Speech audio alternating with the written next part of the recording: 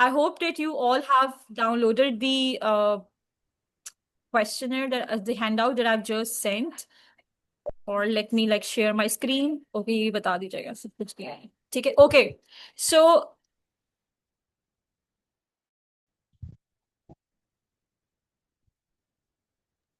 okay, so now for VAT, screen और सारी चीजें क्लियर है. I hope so. Now let's begin. Okay. तो मेरे इस हैंडआउट के अंदर ये बेसिकली मेरी एक बुक है, ठीक है, which I have compiled myself, जो फाइनेंस एक्ट 2024 को कवर करती है. ठीक है. सो अभी सिर्फ और सिर्फ मैंने वैट का एक्सट्रैक्ट यहाँ पे शेयर किया हुआ है. ठीक है. ये बाकायदा पूरा एक हैंडआउट है, इसमें बहुत सारे प्रैक्टिस क्वेश्चंस हैं. और इसी को जब मैं अपनी लाइव क्लासेस ले रही होती हूँ तो मैं इसी को यूज कर रही होती हूँ. ठीक है. ओके, वैल्यू एडेड टैक्स की अगर हम सबसे पहले बात करते हैं, so let's start the discussion with कि how many types of taxes are there. अब तक आप लोगों ने ऑब्वियसली पूरे का पूरा सब्जेक्ट पढ़ लिया होगा. तो if I just ask a very random question कि कितने टाइप्स ऑफ टैक्सेस से आप लोग फेमिलियर हैं, तो what will be the reply like? And you can make this session interactive as well. I'm having no issues with it. ठीक है. Okay. There are like two kinds of taxes basically. One is the direct tax and other one is the indirect tax. ठीक है. जो value added tax है वो indirect tax में classify होता है. क्यों? क्योंकि ऐसा नहीं है कि अगर आप मार्केट में गए और आपने कोई चीज आपको पसंद आई, ठीक है, लेकिन आपने वो नहीं खरीदी है, तो आप उसका कोई टैक्स पे नहीं करेंगे. For example, if I went to a market and bought any dress, आप लोग पाकिस्तान में देखते होंगे ना, जैसे कभी आप कुछ भी खरीदने जाते हैं या इवन आप किसी भी चीज का रैपर उठाते हैं तो वहां पे लिखा हुआ होता है लेट्स सपोज 100+18% जीएसटी. और वेन एवर आप किसी भी रेस्टोरेंट में खाना खाने के लिए जाते हैं तो वहां पे भी ये चीज होती है. ये दो चीजें हैं और ये कॉन्सेप्ट जो बहुत अच्छे से अंडरस्टैंड कर लेगा उसके एग्जाम्स में 6 to 8 मार्क्स कंफर्म होते हैं आउट ऑफ दैट, जो आपके 10 मार्कर इसमें आता है. एग्जाम में आप इसके ऊपर 10 to 16 मार्क्स एक्सपेक्ट कर सकते हैं. 10 तो इसलिए कर सकते हैं क्योंकि इसका एक एमटीक्यू कंफर्म आता ही आता है. ठीक है. और बाकी एमसीक्यूज में अगर वैट आ जाता है तो it's a plus for you. ठीक है. For me it's a very easy topic. When I was in ECC student मुझे ये बहुत आसान लगता था और मुझे ये पढ़ाने में भी बहुत इजी लगता है. अब ये जो 100 है, इसको हम कहते हैं एक्सक्लूसिव अमाउंट. आप जब भी क्वेश्चन में देखेंगे एक्सक्लूसिव का वर्ड लिखा हुआ है, इसका मतलब है कि इसमें टैक्स इंक्लूडेड नहीं है, ये बगैर टैक्स के. और अगर मैं इसकी इंक्लूसिव अमाउंट निकालती हूँ तो वो कितनी बनेगी? 118. ठीक है. अब अगर मैं दो स्टेप्स करके दिखा दूंगी और एक बहुत सिंपल बहुत बेसिक सी वर्किंग है, लेकिन अगर कोई इसी को भूल जाएगा तो उसका पूरा क्वेश्चन ही गलत हो जाएगा. आपको 0 मार्क्स मिलेंगे इसके अंदर. ठीक है. 118, जब आप मतलब 100 का 18% करेंगे तो your tax amount would be, VAT amount मुझे अगर इसमें से निकालनी है तो वो कितनी हो जाएगी मेरी? 18. ठीक है. So 100 is my exclusive. VAT amount जो मेरी टैक्स की अमाउंट है वो 18 है. और इंक्लूसिव अमाउंट कितनी है? This is my inclusive amount. ठीक है. वो 118 है. अब अगर क्वेश्चन में आपको दिया हुआ है 118 और वो आपसे कहता है कि आप टैक्स की अमाउंट निकालें, आप कैसे निकालेंगे? 118. ठीक है. और उसने आपको 18% दिया हुआ है. Yes. Any answers? Okay, let me go to the chat. Okay, great. 120/20, 120/20 या 20/120? करें जरा अपने कैलकुलेटर्स पे और चेक करें. अच्छा, मैं एक बात बता दूं यहाँ पे कि जी, इट्स 20/120. ठीक है. जिसने 120 वो उसने उल्टा कर दिया. अब देखिए उससे भी आंसर चेंज आ जाएगा. ग्रेट जुनेद, बिल्कुल सही आंसर है. ओके. सो अब एग्जाम में क्या होता है कि अब वैट पे बात करते हैं तो मैंने आपको पाकिस्तान की एग्जांपल दी, उसमें 20% है. ठीक है. सो अब इसी को हम क्वेश्चन को रेप्लिकेट कर लेते हैं. 100 × 0.2. ठीक है. So what will be the tax amount? It will be 20. अब अगर मुझे इंक्लूसिव चाहिए तो मैंने क्या करना है? This and this way. ये मेरे दो स्टेप्स में वर्किंग की है. Time waste. हम टाइम कैसे सेव कर सकते हैं? सॉरी, एक मिनट.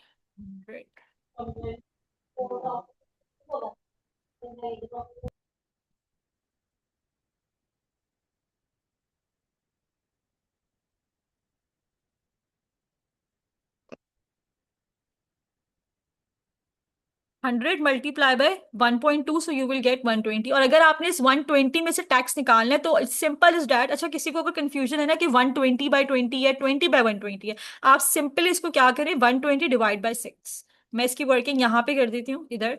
120 ÷ 6. 6 क्यों? बिकॉज 120 × 20 / 120 भी यही आंसर आएगा. ये दोनों कैंसिल हो गए. सो 20 is like your tax amount. ये क्लियर है सबको?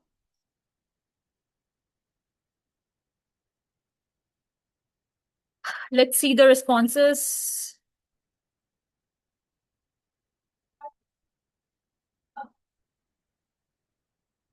Okay okay great. ओके, अब आ जाते हैं हैंडआउट की तरफ, कॉन्सेप्ट्स पर आ जाते हैं यहाँ पर। अच्छा, अब ये बिल्कुल स्ट्रेट बता दिया कि 20% है आपको एग्जाम में टैक्स टेबल और ये सारी चीजें भी गिवन होंगी।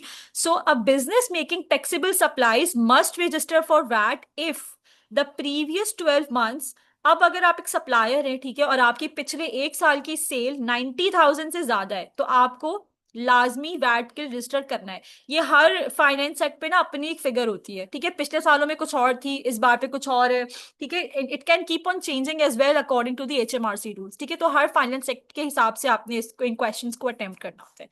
सो VAT registration is not required अगर 88,000 से ज्यादा नहीं है, ठीक है, तो फिर आपको नहीं रजिस्ट्रेशन की जरूरत है। हाँ, अगर किसी सप्लायर को खुद से करना है वॉलेंटरली तो वो कर सकता है, उसके अपने एडवांटेजेस हैं।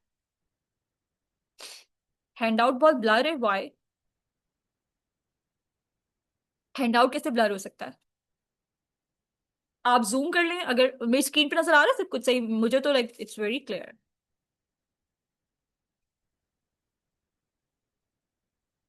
किसी और को इश्यू है?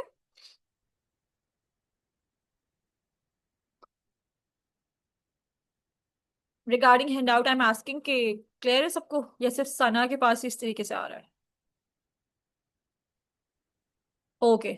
अच्छा, सो अब दो चीजें याद रखनी है, अगर 90,000 से एक्सीड कर गया तो आपको लाजमी रजिस्ट्रेशन करनी है, अगर आप 88,000 तक मतलब नहीं पहुंचे हुए तो फिर नहीं करनी है, ठीक है।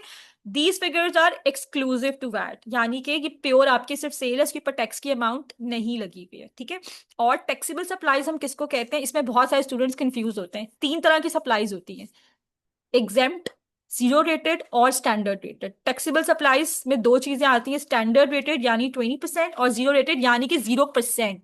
कभी भी MCQ आएगा तो स्टूडेंट क्या करते हैं, उनको लगता है कि एग्जाम्प्ट है, एग्जाम्प्ट नहीं होता, वो उसके ऊपर 0% अप्लाई होती है। ये और बात है कि वो आंसर उसका जीरो ही आएगा, लेकिन वो कैटेगराइज उसमें होती है क्योंकि उसके ऊपर टैक्स जीरो है। एग्जाम्प्ट का मतलब होता है टैक्स है ही नहीं, और जीरो का मतलब है टैक्स है लेकिन जीरो अमाउंट का है, ठीक है। आई होप ये डिफरेंस क्लियर है। Okay, moving forward. सो ये बाकी वही वाली बात लिखी है, we can read it out. I am coming towards the example. Zoe is in the process of completing her VAT return for the quarter ended 31st March 2025. Sales invoices totaling 128,000 were issued in respect of standard rated sales. ठीक है, standard rated expenses amounted to 24,800. 15 February Zoe purchased machinery at a cost of 24,150। और ये देखिए question ने आपको बताया हुआ कि इसके अंदर वैट इंक्लूडेड है, ठीक है।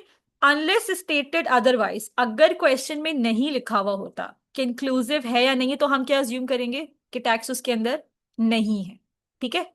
ये बहुत सारे स्टूडेंट्स कंफ्यूज होते हैं इस चीज के अंदर कि क्या समझे हम उसको, नहीं लिखा हुआ एक्सक्लूसिव है, ठीक है। सो अब पहली वर्किंग क्या होगी, आपको रिटर्न कैलकुलेट करना है। सो आउटपुट वैट आप अपनी सेल्स के ऊपर 20% लगा देंगे, यही हुआ हुआ है क्वेश्चन के अंदर। इसके अंदर लिखा हुआ है कि इंक्लूसिव है कि क्या है, नहीं लिखा ना, तो हम क्या अज्यूम करेंगे, एक्सक्लूसिव है, तो हम लगाएंगे इसके ऊपर 20%। बट यहां उसने लिख के दिया हुआ है कि इंक्लूसिव है, तो we will simply divided by 6, यानी 20/120 करेंगे। सेल्स और परचेज की फिगर माइनस होगी, तो you will have your VAT payable. किसी को ये वर्किंग क्लियर नहीं है तो पूछ लें।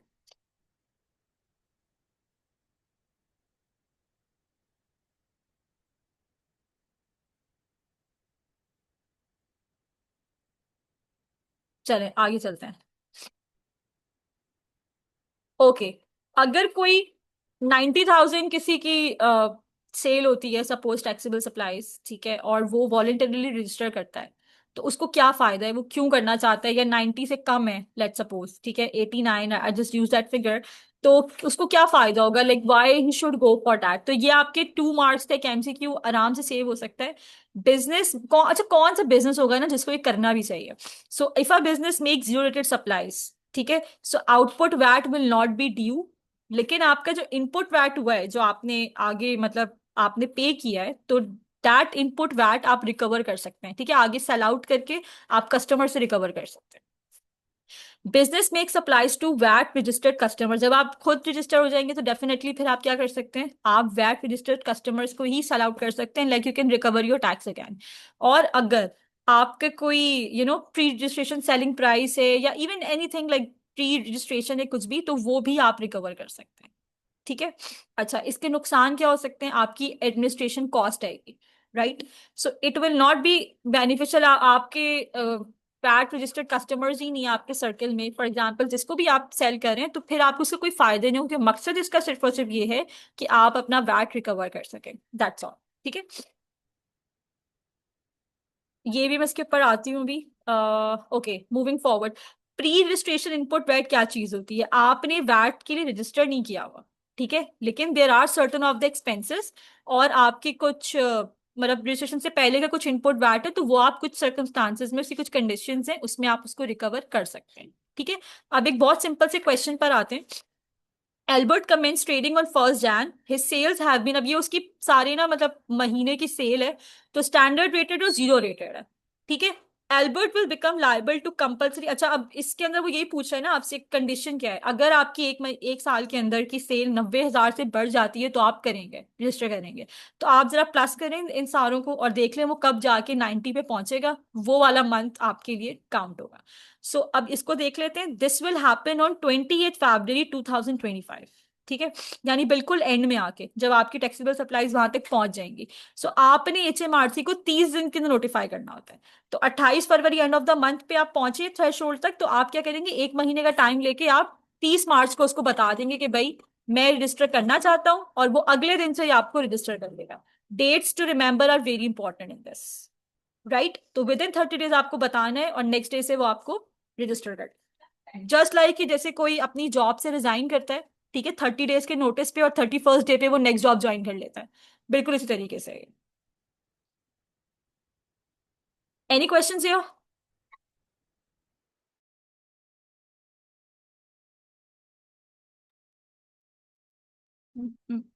चले आगे चलते हैं, अगर कुछ नहीं है तो आई आई होप के things are like moving fine. Okay, deregistration. अब अगर आपका थ्रेशोल्ड नहीं मेंटेन हो पा रहा है, ठीक है, तो आप क्या कर सकते हैं? You can stop being liable for this thing. So again आपने HMRC को कब बताना होगा? 30 दिन के अंदर अंदर। और फिर जैसे ही अगर आप सपोज आप किसी ने अपना बिजनेस बंद कर दिया, तो डेफिनेटली उसको डी रजिस्टर करना पड़ेगा। ये सारी कुछ लवाजमात होते हैं जो आप काम के साथ, बिजनेस के साथ चीजें चलती रहती हैं, तो ये वो चीज है। सो अब business can also request voluntarily VAT registration, अगर अगेन आप थ्रेशोल्ड मीट नहीं कर पा रहे आप अपना, तो आप फिर डी रजिस्ट्रेशन कर लें। ठीक है। Okay, example number 3। B commences trading on 1 October 2024, her sales have been as follows. अब ये उसकी 3 महीने 2024 की सेल है, और ये एक यहाँ पर है। B sales are all standard rated. B realise that her sales for January were, अब देखें डेफिनेटली ये तो इतना बड़ा फिगर है 90 का, वो उससे पहले ही वहां तक पहुंच चुकी है, तो वो क्या करती है, वैट के लिए रजिस्टर कर लिया। So again this is a very similar question कि उसने कब करना है, क्या करना है, ये पूरा उसके बारे में, तो just give it a read. इसके अंदर सॉल्व करने का कुछ भी नहीं है, क्योंकि उसने बता दिया कि वो कौन से मंथ पे जाके 92 में, मतलब जनवरी में पहुंच जाएगी, तो उसको 30 दिन के अंदर उसको बताना है। ठीक है। सो कब से उसको क्या कहना चाहिए, रजिस्टर कर लेना चाहिए, तो वो सारी की सारी अगेन यहाँ पे कि 30 दिन के अंदर आपने उसको बता देने। सिमिलर क्वेश्चन है, ठीक है, सिर्फ एक अलग से 2 बार, इसलिए कि थोड़ा सा डिफरेंट वेराइटी का क्वेश्चन है, राइट? ये आपके पास उसका होगा, डी रजिस्ट्रेशन का होगा, yes. Okay, I am giving you 5 minutes कि आप एग्जाम्पल नंबर 4 खुद से पढ़ें, खुद से समझें, और अगर नहीं आता समझ में तो यू कैन आस्क मी। ठीक है, just giving you like 5 minutes, भी बाकी 5 मिनट्स दे रही है मैं। ठीक है। मैंने 4 क्वेश्चंस अब तक करा दिए। We have like learn like 2 to 3 concepts. So मुझे कुछ रिस्पॉन्स चाहिए इसके ऊपर।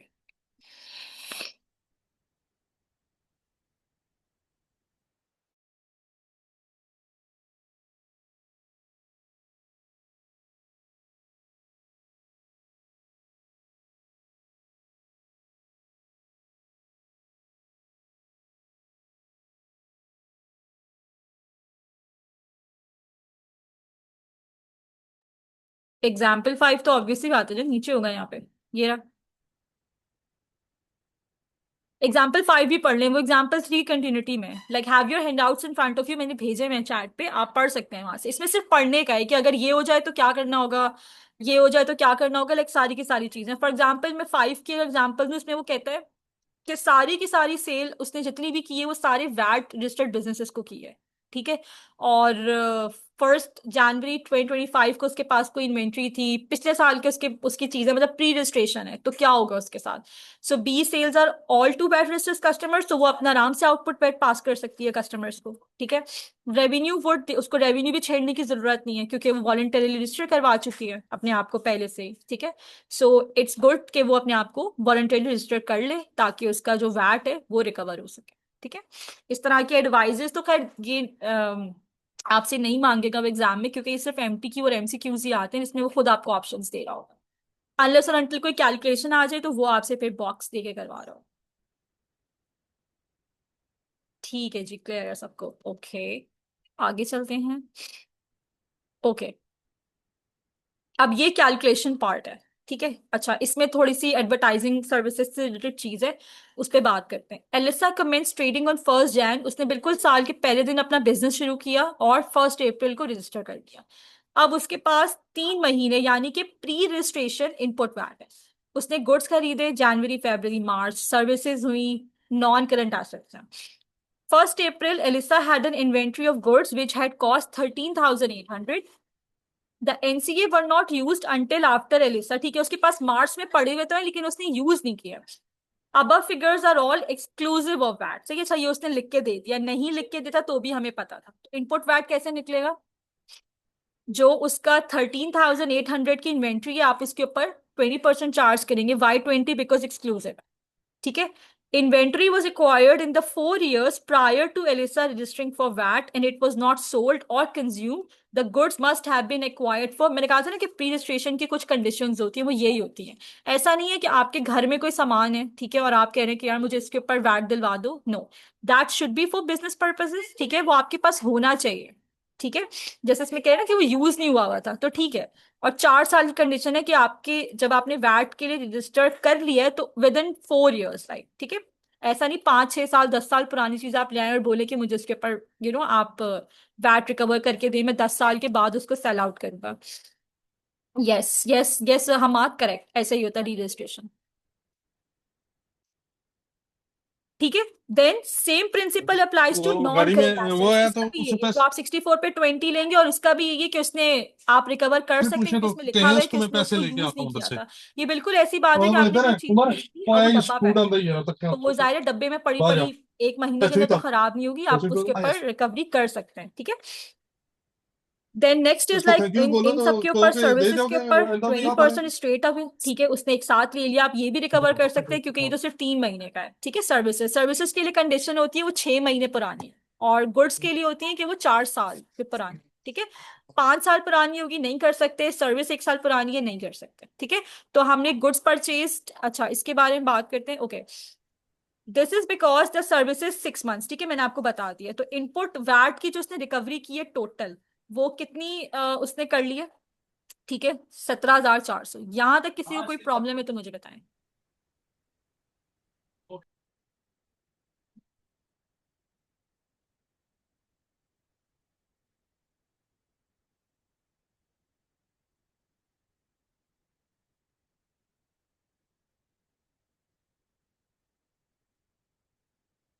नहीं नहीं सिमरन, किसी का माइक भी ऑन नहीं, इट्स ऑल क्लियर, लाइक मुझे तो सिर्फ मेरा माइक ऑन है और किसी का भी नहीं है।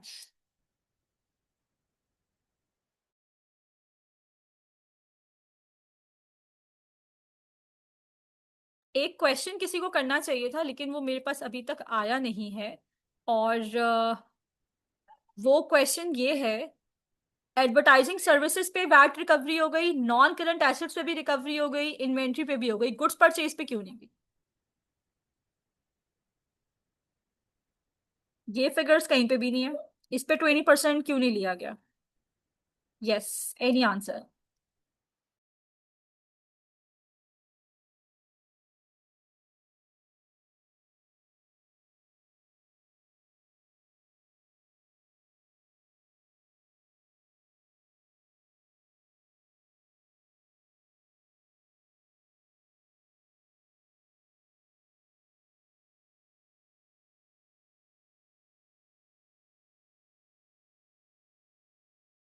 No no Sana, no no no, not not at all, ऐसा ऐसा कोई रीजन नहीं होता।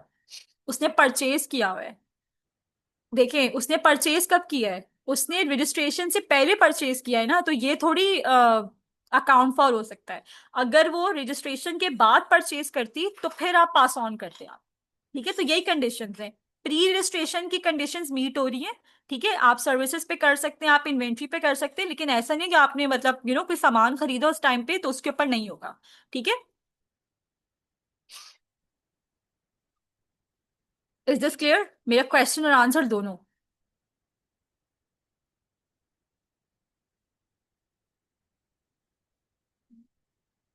Okay great. ओके, आगे आ जाते हैं। This is also a theoretical type of part कि अगर कोई ग्रुप है, ग्रुप ऑफ कंपनीज हैं, तो क्या हर कंपनी एक एक करके रजिस्टर करेगी वैट पर्पज के लिए? तो ऐसा नहीं है, आप ग्रुप वैट रजिस्ट्रेशन भी कर सकते हैं। और उसका फायदा क्या होगा, बेसिकली आपकी एडमिन कॉस्ट बचेगी। ठीक है।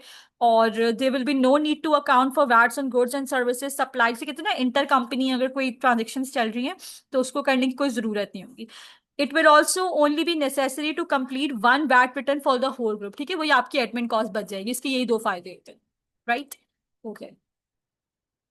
ये ग्रुप वैट रजिस्ट्रेशन अगेन उसकी थोड़ी सी कुछ एग्जांपल्स हैं और ये सारी की सारी चीजें तो वो आप पढ़ सकते हैं। अच्छा, एक बहुत इंपॉर्टेंट कॉन्सेप्ट पर आते हैं, the tax point. Tax point में क्या होता है कि ऐसा कौन सा पॉइंट है, आपको वो पॉइंट ढूंढना होता है बेसिकली, जिसपे HMRC आपको टैक्स करे। तो ये वाले जरा रूल्स पढ़े एग्जाम्पल 10 में।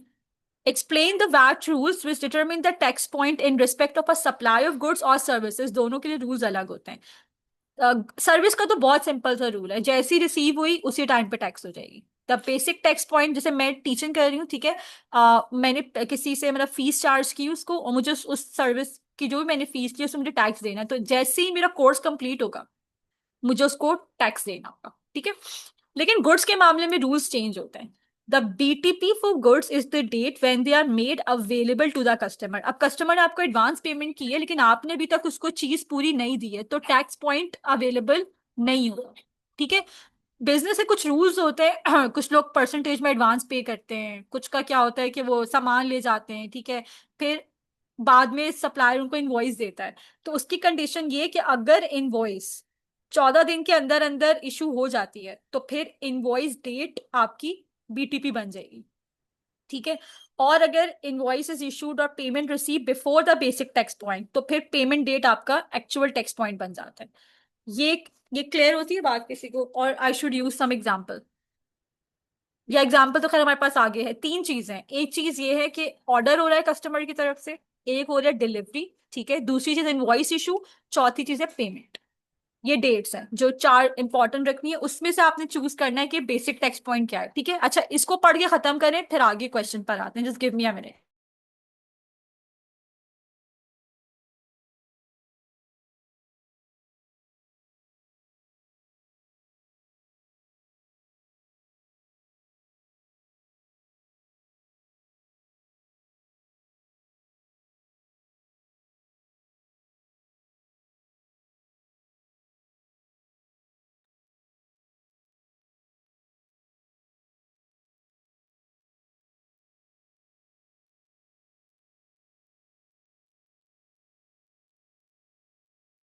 एग्जाम्पल 11 कंटिन्यू करते हैं। Danzel is a self-employed printer who makes standard rated supplies for a typical printing contract he receives। अब ये देखेंगे उसको क्या हो रहा है, एडवांस पेमेंट मिल रही है।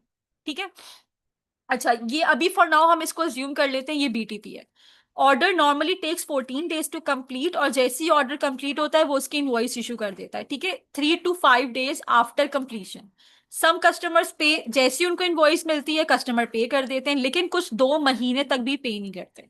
तो पहली बात वही होगी, टैक्स पॉइंट क्या है? जैसे ही आपको एडवांस मिला वो आपका टैक्स पॉइंट है। लेकिन आगे अगर इनवॉइसेस, अब जैसे इसको अब इसमें डेट्स नहीं लिखी, बट सपोज डिपॉजिट आपको मिला है 20 फरवरी को और 14 दिन के अंदर अंदर इनवॉइस इशू हो जाती है, तो टैक्स पॉइंट क्या बन जाएगा, इनवॉइस डेट। ठीक है।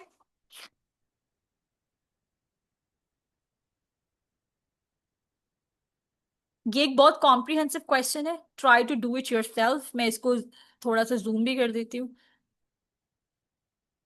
और लेट्स सी कि आपका क्या आंसर आता है। ठीक है, you can take like around, इतना खैर बड़ा क्वेश्चन ये होगा नहीं। चलो देखिए आप लोगों को कितना टाइम लगता है इसके अंदर।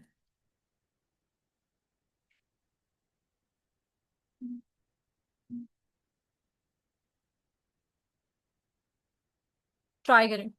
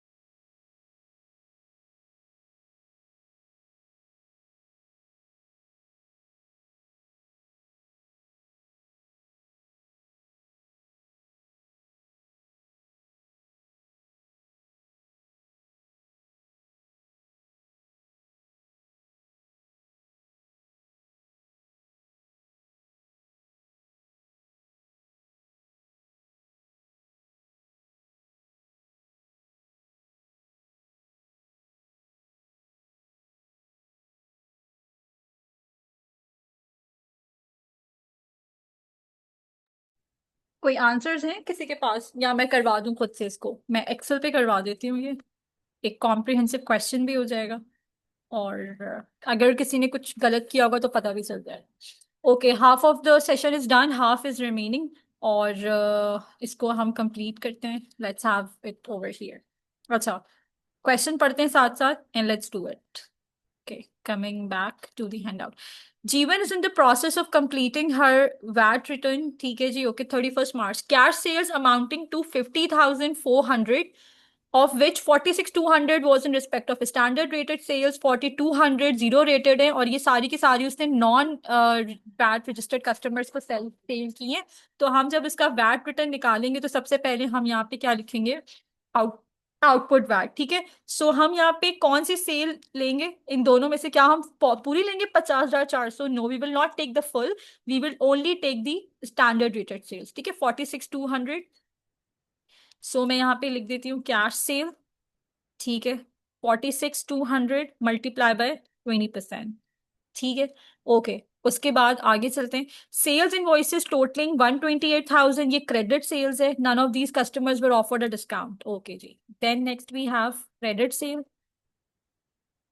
128,000 इज 220, ठीक है। नेक्स्ट आगे चलते हैं। On 20th February, a credit sales invoice for 7,400 was issued in respect of a standard which is applied to a VAT registered customer. Given offered a 10% discount. Okay, ठीक है।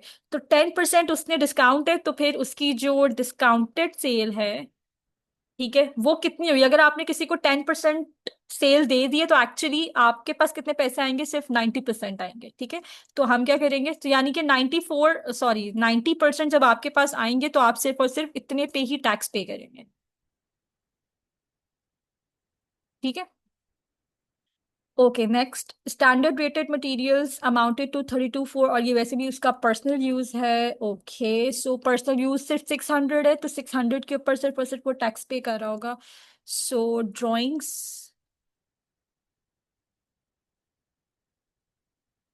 600, standard rated materials amounted to 32,400।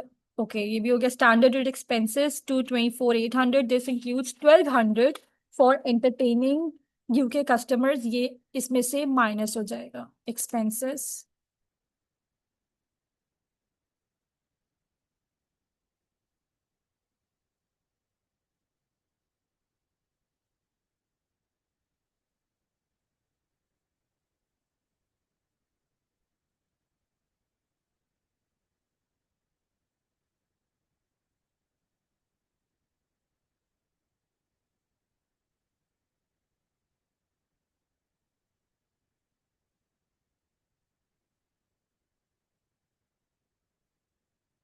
Okay, anything else to be added in output VAT? बल्कि drawings उसका output VAT में आएगा, ठीक है। और क्या चीज है? ओके, कार रिलेटेड है। On 15th March, Jeevan sold a car for 9,600 and purchased a new car at a cost of 16,800। All right, both cars were use for business and private mileage, but okay, ये figures inclusive of VAT है। Anyways, उससे private इसका है तो car would be at zero, क्योंकि business purposes के लिए नहीं है। All right, machinery for 3,600 and purchase new machinery at a cost of 21,600 but did not took this inclusive of VAT है। ओके, सो जो उसने बेची है हम उसके ऊपर आउटपुट वैट लगाएंगे। सो 3,600 डिवाइडेड बाय 6 सिंपली, ठीक है। इसको सम अप करते हैं।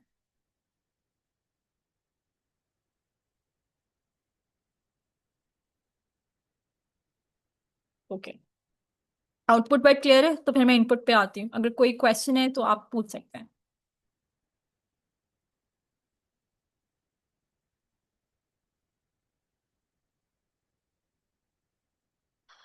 मटीरियल्स 32,400।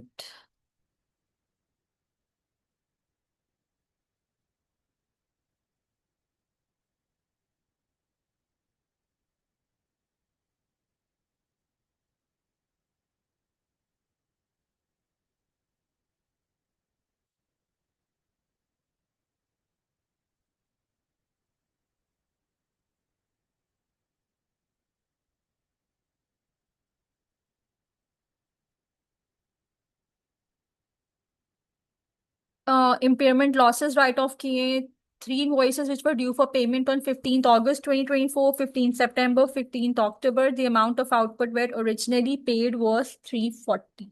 ओके, एक इनवॉइस का 340। हम कितनी इनवॉइसेस लेंगे यहाँ पे? ये रूल किसी को पता है कि आपने कितनी इनवॉइसेस लेनी होती है? आपको 6 मंथ्स देखने होते हैं, ठीक है। सो सितंबर, हम ये अगस्त इग्नोर करेंगे, सितंबर अक्टूबर देंगे। सो इम्पेयरमेंट लॉसेस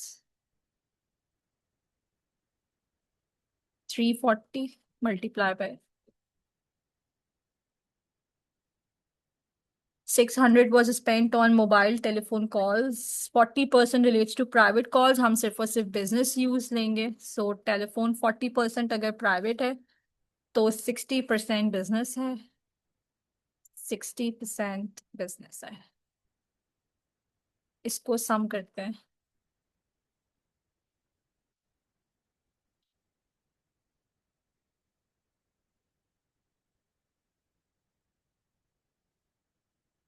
ठीक है, ये अमाउंट है VAT payable. Any issues in any of the cases so let me know. ये जिसने कर लिया पूरे का पूरा 10 मार्क्स आपके पूरे पक्के हैं, बिकॉज इसी तरह के एमटीक्यू एक पूरा आ रहा होता है। हाँ जी, कोई क्वेश्चन किसी का?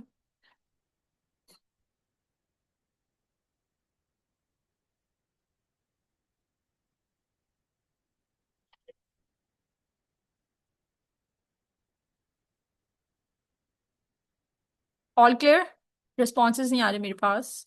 Everything is fine, like we have we have like done question number 12। Okay, good good good good. खुद से कितने लोगों ने ट्राई किया था? तो सही आया आंसर आप लोगों का। ये मैं शेयर भी कर दूंगी, ठीक है? ये फाइल अभी अभी मैं आपके साथ शेयर भी कर दूंगी। आगे चलते हैं। Hess Limited is completing its VAT return for the quarter ended 31st March. The company has discovered that it has not been claiming for the input VAT of £35, which it has paid each quarter for the rental of coffee machines since 1st Jan 2015. Claims for the refund of VAT are subject to a 4 year time। मैंने आपको बता दिया था ये चीज already, ठीक है? ये इसने एक्सप्लेनेशन ही दी हुई है कि जितने मंथ्स के अंदर है, अगर रिफंड का कभी कुछ होता है तो वो किस तरीके से होगा, ठीक है? तो आपके पास 4 साल की लिमिट है, उसमें अगर आपको जो भी क्लेम करना है आप कर सकते हैं। ठीक है, very very simple thing around है। आप कोई भी गुड सप्लाई करते हैं जो एफओसी होते हैं, फ्री ऑफ चार्ज होते हैं, ठीक है? तो उनका क्या करना होता है? ये कभी by one get one free की चीजें होती हैं, तो उस पे क्या होता है, ठीक है? आप कस्टमर को कोई भी चीज फ्री में ऑफर करते हैं तो क्या टैक्स उसके ऊपर होता है या नहीं होता? उसके ऊपर भी टैक्स होता है। ठीक है, there is nothing for free. Like कहते हैं ना, फ्री लंच इकोनॉमी में नहीं होता, वाकई में नहीं होता है, तो उसकी कॉस्ट के अंदर वो चीज इंक्लूडेड होती है। ठीक है, होता क्या है कि फिर उसके ऊपर एग्जाम्पशन मिलती है। तो अब टैक्स में रूल है यूके टैक्स के अंदर कि there is an exemption for the gift of goods where the cost of the gift does not exceed 50 per customer एक साल के अंदर। ये मतलब 50 एक कस्टमर की पूरे साल की लिमिट है। ठीक है, अगर इससे चला ऊपर चला जाएगा तो फिर कोई एग्जाम्पशन नहीं है, फिर उसको टैक्स पे करना होगा। जैसे आपको फ्री सैंपल्स मिलते हैं, ठीक है, ये सारे के सारे इस पे नहीं होता है टैक्स, लेकिन एक सर्टेन लिमिट तक। कार एक्सपेंसेस की बात करते हैं, वो मैंने आपको ऊपर क्वेश्चन करके दिखा भी दिया है कि गाड़ी के ऊपर जरा सा भी पर्सनल यूज होगा तो वो जीरो पे काउंट हो जाएगा। हाँ, लीजिंग का सीन है तो उसके रूल्स थोड़े डिफरेंट है। Veniza is self-employed and has a car which is used 70% for business mileage. During the quarter ended 31st March, Veniza spent 1128 on repairs to the car and 984 on fuel for both business and private mileage. The relevant quarter, ऐसे जब भी scale charge given होगा ना, ये inclusive होता है। ठीक है, तो इसने आउटपुट वैट निकाला है इसके अंदर से। कार रिपेयर्स और fuel same working, easy easy seen like to go. तो आपने माइनस कर देंगे फिगर्स तो वैट टेबल आपके पास आ जाएगा, अगर कार का कोई इस तरीके का केस आता है तो। ठीक है, देन अगेन स्केल चार्ज और ये भी सेम सेम क्वेश्चन है। ठीक है, कोई सिचुएशन डिफरेंट नहीं है। ये रूल्स थोड़े इंपॉर्टेंट हैं, इसको पढ़ के इसको याद रखिएगा। So we are done with like the VAT. ठीक है, ये कंप्लीट हो गया। इसका एक आर्टिस्ट के 2 आर्टिकल्स हैं, तो उसको पढ़ लीजिएगा अपने एग्जाम से पहले। उसमें भी कुछ क्वेश्चंस वगैरह होंगे, उसको कर लीजिएगा। और कोई अगर मुझसे पूछता है कि किट में से मैं इसके सीआरक्यूज करूं, कोई जरूरत नहीं है।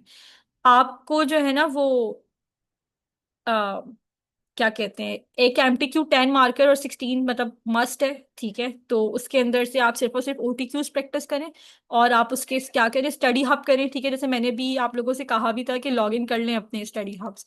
तो इफ यू वांट तो you can like solve those questions as well. और मैं आपको जरा एक मिनट एक चीज दिखा भी देती हूँ। मैं करवा देती हूँ, चल के नो इश्यूज। मैं आपको टेक्निक बता देती हूँ करने की। ठीक है, करने को तो वो बहुत सारा है। ये आपके पास स्टडी हब है। ठीक है, सो अब एग्जाम से पहले जितने आप कर सकते हैं आप कर लें। और वैट का सिर्फ एक ही चैप्टर है तो इसमें इतनी टेंशन की बात नहीं है। यहाँ पे आपके पास क्विजेस भी हैं, प्रैक्टिस की करने की भी बहुत सारे क्वेश्चंस हैं। तो फॉर वैट एक सबसे जो इसके अंदर चीज है ना कि आप ओवरव्यू पे जाएं जैसे। ठीक है, अब मैंने आपको जो चीजें पढ़ाई आप देखें, I have told you taxable supplies क्या है, एग्जाम सप्लाईज क्या है, जीरो रेटेड क्या है, ठीक है, ये सब चीजें। रजिस्ट्रेशन कब होनी है कब नहीं होनी, वो अभी मुझसे किसी ने क्वेश्चन भी किया था, ये भी हो गया। रिकवरी ऑफ इनपुट टैक्स, ठीक है, प्री रजिस्ट्रेशन, ये सारी की सारी डेट्स वगैरह, output VAT, input VAT group, ये सारा का सारा हमने पढ़ लिया, देख लिया, ठीक है। There are some schemes as well, वो भी थ्योरेटिकल एक चीज है। आगे जब आप इस पे आएंगे तो आपको ना इसमें उसने कुछ कुछ मतलब थ्योरी दी हुई है, पढ़ने की है, सारी पढ़ लें। इसके जैसे आपको क्वेश्चन ट्राई करने तो आप कर लो। उसने आपको मैकेनिक्स वगैरह टैक्स चलता किस तरीके से है, ठीक है, तो उसने आपको बताया आउटपुट वैट किस पे आता है, सेल पे आता है। वही अभी जिस तरह हम परफॉर्मेंस सॉल्व करें, तो यही सारी की सारी चीजें उसने भी आपको करने के लिए, आप सिर्फ इसको पढ़ें। और उसके बाद जिस भी टीचर से आपने पढ़ा है आप उसको देखें कि वो ऑब्वियसली कॉन्सेप्ट सेम है, मैच करे, बिकॉज ये सारी एसीसी के रिसोर्सेज हैं। मैं खुद भी यही यूज कर रही होती थी। 90,000 से हो जाए क्या हो जाए, अभी जो सारा मेरे हैंडआउट में भी चीजें यही सारी लिखी हुई है। तो ये आपने पढ़ा यहाँ से, ठीक है, उसके बाद फिर आप इसके क्वेश्चंस अटेम्प्ट करें। तो ये इतना मुश्किल नहीं है, like this section is very very easy. और मुझे इसको पढ़ाने में, मैं जब नॉर्मल भी पढ़ाती हूँ ना, मुझे इसको 2-3 दिन से ज्यादा नहीं लगता। हम एक हफ्ता रखते हैं, फिर हम क्वेश्चन प्रैक्टिस पर ज्यादा करते हैं। तो लेकिन जब हम क्रैश में पढ़ाई थी all the impairment losses, 6 6 months, मैंने भी आप लोगों को ये बात बताई। तो just give it a read from here, mobile से भी पढ़ सकते हैं, और उसके बाद फिर आप इसके क्वेश्चन करें। अच्छा, अब इसके क्वेश्चन के ऊपर मैं अगर बताऊँ, let me have some queries. क्या समझ नहीं आ रही सिमरन, पूछें। यार मेरे पास समराइज नोट्स होते हैं, बिल्कुल होते हैं, और मेरी बुक है पूरी की पूरी।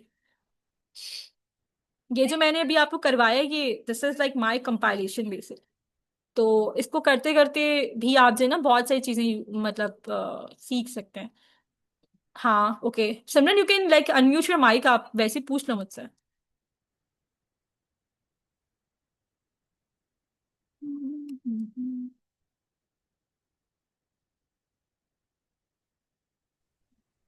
मैम मेरी आवाज आ रही है? Okay, hello. अब जैसे ये क्वेश्चन है, थियोरेटिकल है, विच टू ऑफ द आवाज following statements concerning that registration of सग एट trader are correct? Voluntary registration will be beneficial if he makes applies to all non-VAT registered customers, ठीक है, तो कोई फायदा होगा उसको अगर वो non-VAT registered customers को करे? Obviously not. Voluntary will be beneficial if he makes only zero rate supplies in his input VAT, he can recover, yes, ठीक है। दो सही है। Voluntary means he will avoid penalties for late registration and advantage of no, so B and C, ठीक है। तो इस तरीके से उसने ना यहाँ पे लिखा हुआ भी होता है कि डिफिकल्टी लेवल एग्जामिनर को क्या लगता है कि क्या है। सो आपका आंसर सही होगा तो उसने नीचे आपको रीजन भी दिया होगा, अगर आप गलत भी करेंगे तो भी वो लिख के देगा कि क्या है। तो आप सेल्फ लर्न भी कर सकते हैं, सेल्फ इवेलुएट भी कर सकते हैं। सिमरन मेरे पास तो कोई आवाज नहीं आ रही। परवेज, आई थिंक आपका नाम परवेज है शायद, आप मुझे मैसेज कर दीजिएगा, मैं आपसे शेयर कर। मैंने हैंड आउट वैसे चैट में डाल भी दिया है।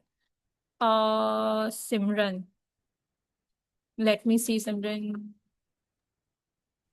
मैम आ रही है? यार मुझे नहीं आ रही आवाज, किसी और को आ रही है?